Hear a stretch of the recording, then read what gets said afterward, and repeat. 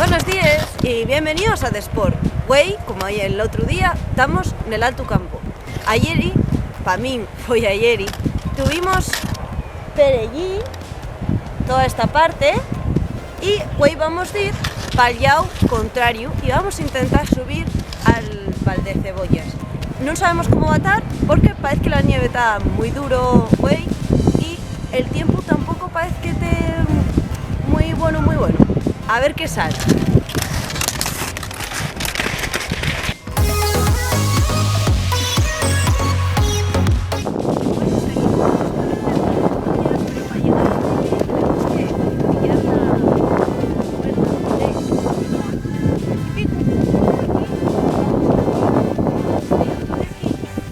Se llama Puerto Mañinos.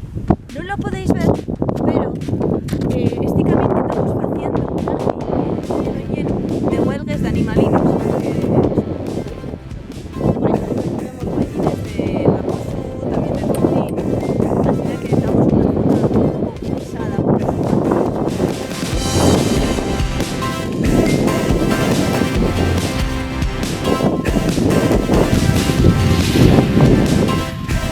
Bueno, pues ahora vamos, antes de subir al piquín ese de ahí, vamos a pasear a la laguna del Morro, vais a ver.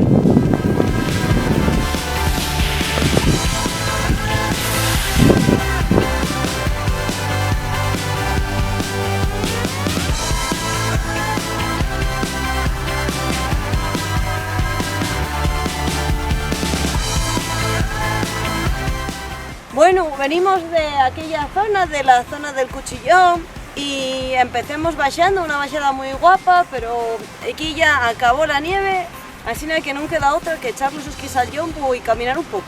El esquí de monte es así, multidisciplinar.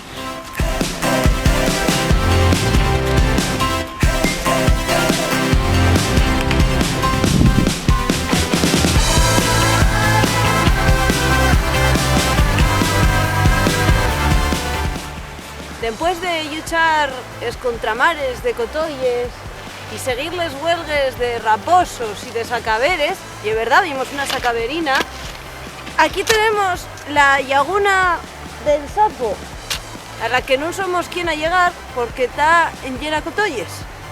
Pero bueno, ya veis que ya pequeñina, vamos a seguir ahora el camino.